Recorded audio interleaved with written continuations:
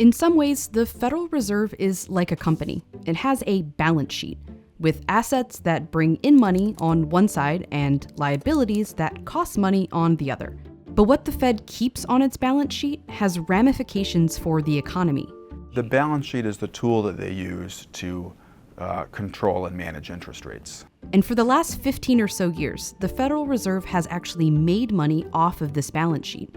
Until today, thanks to, well, the Fed's own policies. They're losing money because they're raising interest rates a lot. Here's how the Fed makes money and why they're not now.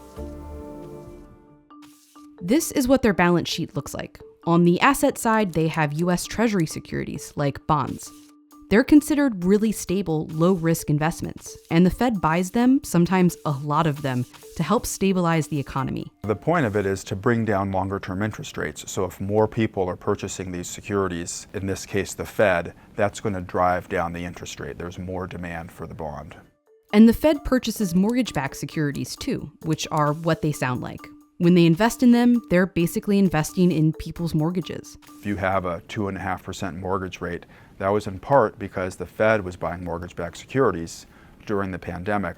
So that's the asset side, which totals nearly $9 trillion. On the liability side, the Federal Reserve has literally all of the currency in circulation. It's why all money has Federal Reserve note written on it. It's a liability of the Fed, the US central bank. The Fed is also a bank for other banks, and their main liability is reserves of money that other banks keep at the Fed. It's another way they can influence the economy.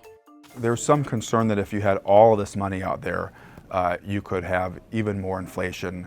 You could have economic effects that you don't intend. So one of the ways to prevent that money from spurring even more demand is to have banks hold it at the Fed, and the Fed controls interest rates by setting the rate of interest on those reserves. When the Fed raises interest rates on these reserves, it affects other markets, from bank loans to mortgages. But really, it means the Federal Reserve has to pay more in interest to those banks. For years, that amount was really low, usually below 1%.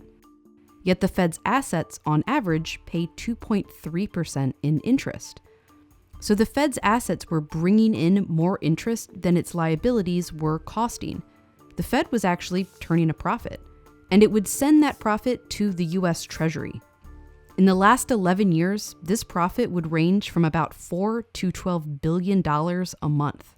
The money that the Fed sends to the Treasury means the Treasury doesn't have to raise as much money in the private market. It means the borrowing needs of the US government are smaller. It means deficits are lower than they would otherwise be. But now that the Federal Reserve is raising interest rates, that profit is now a loss. They are raising interest rates so much that they're going to pay more out than they take in. This idea of the Fed even having a profit or loss is a relatively new one.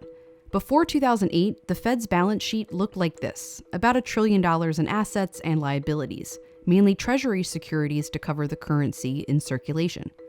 But then the 2008 financial crisis hit.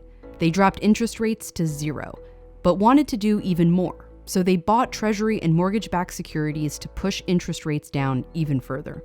That began a decade of growth of the Fed's balance sheet as interest rates stayed low and the central bank utilized these assets and liabilities to influence the economy, although they tried to shrink the balance sheet at times.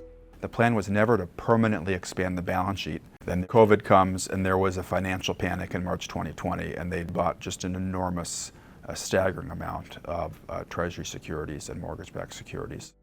So with a large balance sheet comes large profits, but now also large losses. So when the Fed loses money, what happens? They create basically an IOU, where they will pay back later the money that they're losing now. They call this a deferred asset. Basically, they'll pay themselves back later. The Treasury will have less money, which means they'll have to take on more debt to add to the deficit. But for the Federal Reserve, experts say it shouldn't change their day-to-day operations, and they're not too worried about it. The Fed's pretty clear. Their goals are to achieve low and stable inflation and strong employment. It doesn't say anything anywhere that they're supposed to make a lot of money for the US government, and so that's how they're treating this right now.